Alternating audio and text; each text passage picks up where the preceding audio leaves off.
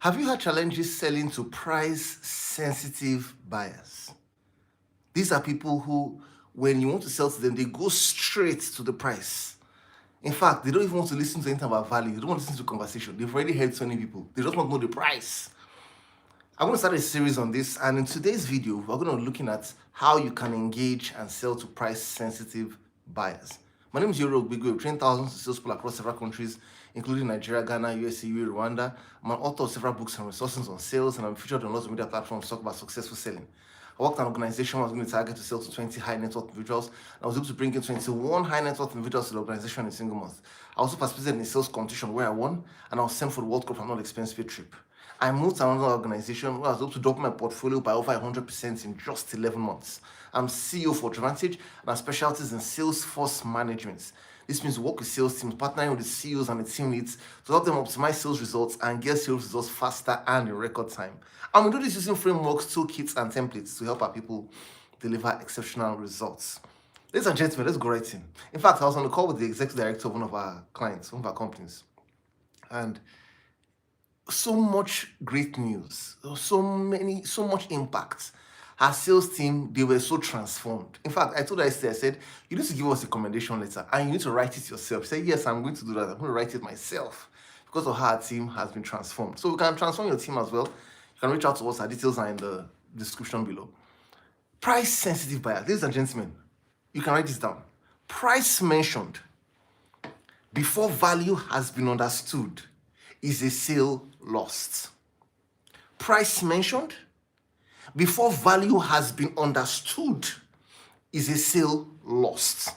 This means that you must walk through the corridor of value so you get to the door of pricing.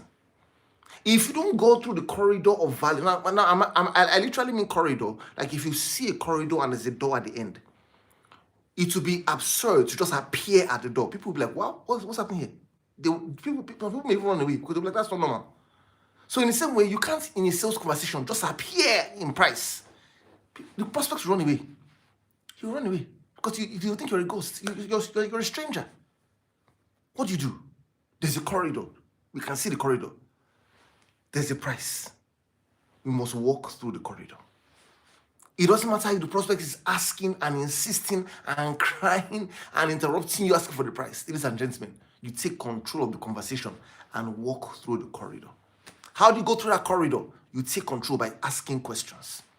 Before you start a sales conversation, before you start engaging anybody, ask for permission to ask questions so you can take charge. Somebody says, but what if the prospect is one saying, well, I see, I don't have time. Don't ask me any question. Just go straight to the point. Just tell me the price. If I can afford it, I will tell you. If I can't, I will tell you. Just tell me the price and let me move on. Ladies and gentlemen, you can't sell to a prospect who is in a hurry because they can't pay in a hurry. You see, if the prospect is asking like he's in a hurry, he can't give you his time, reschedule the appointments. Take control. Now, the reason why some people find it difficult to reschedule is because they say things like, I've been following this man for so long. I've been following him up for so long. How will I just reschedule like that? No, you don't even understand. I went through so much. In fact, I've been trying to get a meeting with him. I've not been able to get a meeting with him. He finally said I should meet him at the airport. Or else at the airport, I met him. Ladies and gentlemen, he probably can't be at the airport. But if he told you to meet him at the airport, and you were standing with him while you were trying to check in and moving his luggage, and you were talking with him, at that point in time, don't talk about your products. Don't talk about your price. Because he can't buy then. What do? Sell yourself and sell your company. How do you sell yourself? Dress properly. Hey, see, let's not underestimate what clothes do for us. People judge us by what they see before they hear what we have to say. In fact, it is what they see that determines how they interpret what we are saying. So you can't afford to be casual about how you pick your clothes as a salesperson. Prioritize your clothes, your colors, the quality of what you're wearing, your style, your fragrance. See, these are things that you must give attention to. If probably you're just starting out, you're not making any sales, things are difficult for you as a salesperson, use every other technique. Use the law of numbers. Engage a lot of people. As you engage a lot of people, wriggle your way through, make a few sales here. When those few sales come, I don't believe that will be your last sales or your last sale. When those few sales come, ladies and gentlemen, take that money. It's not time to reinvest that money. Take that money, go to the stores, go to the markets, go to wherever you need to, get close, so that you can present yourself professionally. I worked in a financial institution, and I'll never forget my boss. Oh, such a lovely man. In fact, nobody liked him, but I didn't have any issues with him, because I believe that what I think in my heart was that I had a very high standard of excellence. So people found out that his standard was too. See, sometimes when people think bosses are difficult, it's not that they are bad people. Their standard of excellence, in most cases, is far higher than ours. Therefore, they are placing a demand on us that we are not used to and we are comfortable with. So this man had a high standard of excellence, and because of my background, I knew that I had to present myself a certain way. I told you before that my father was a great example to me. I saw the way my father dressed. The medical doctor, see the way he dressed in the hospital. I see the way my mom puts herself together. So I could not have done it. I could not have been any less than what I saw growing up and how I see my parents present themselves. Even up to today, when I see my parents, they still look. So there's something they know about clothes. I've seen it in the movies. I've seen it in the books. I've seen it I've seen it in so many ways. The importance of how you present yourself. Do you know that this boss told us, he says, don't dress down on Fridays. He says, don't dress down on Fridays. He said, every day of the week, you must dress in your suit and your pocket hanky. And I saw him demonstrate it. Do you know that there were times when he went for management meetings on a Friday, he was the only one wearing his suits. Before long, when the regional manager was stepping away for leave or whatever, she handed over the region to him a lot of times. And before long, he became a regional manager. Success leaves clues, ladies and gentlemen. And one of the clues can be how you dress, how you present yourself, I tell you. Do you know that when I was being a new person in the company, I had just been confirmed. After the confirmation, of course, before confirmation, salary was very little. After the confirmation, a salary had increased. I just took that salary, went to the market to buy clothes, suits, shirts, ties. I couldn't buy so many, but I just prioritized presenting myself properly. When he saw me the next week, he was just looking at me like this in our early morning session. He was just looking at me like this. At the point when he started to speak during the early morning session, he says, Iyore is a smart man. He's a smart man. He's a smart man. Immediately he got his increase as confirmation. He went to change his wardrobe because he's smart. He's investing in the job because it's the job that will take care of him. Those were his words. So prioritize how you appear.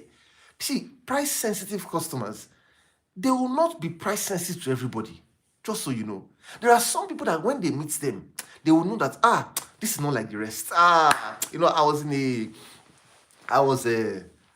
to do a pitch several years ago to this telco.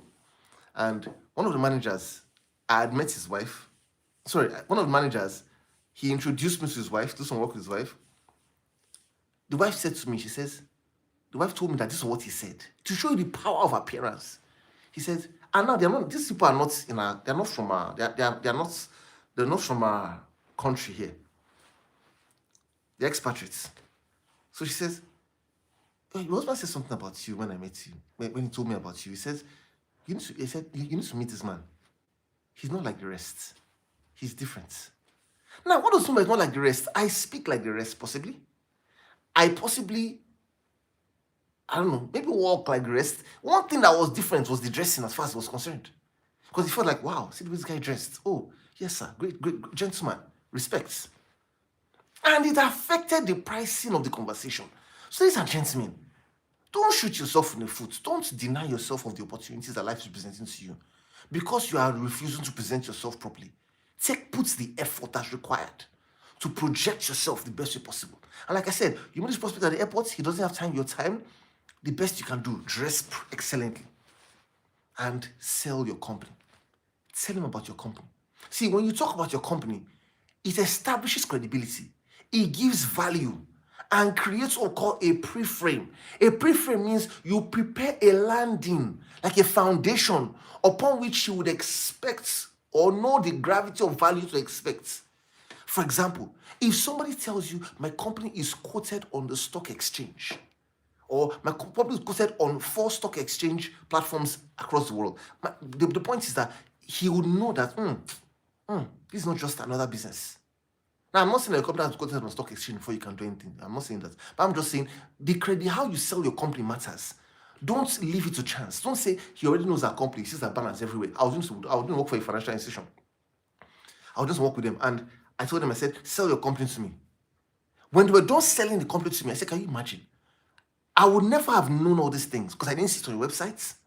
I didn't see it on, I've been seeing your banners or your branches everywhere, but it didn't mean I knew these things. It took you to explain to me and educate me. There are things that will not be on the website about your company. There are things that will not be in the branches or on the papers. There are things that you, as a salesperson, you're the one that needs to educate and give the fact to the prospects. And this just establishes you and helps you communicate value so that pricing can be accepted. So the sum of what I've told you so far is that if you make value very high, pricing will look low in the mind of the prospects. But if you don't make value high enough, if you don't spend time to communicate value and engage in value presentation activities like how you dress, value will look low. Therefore, price will look very high. Thanks so much for watching today's video. If you haven't liked this video, please like, share this video with others as well. If you haven't subscribed, you can subscribe here. If you haven't watched the next video, you can watch the next video here as well. Thanks so much for watching. I look forward to seeing you in the next video. Talk to you soon.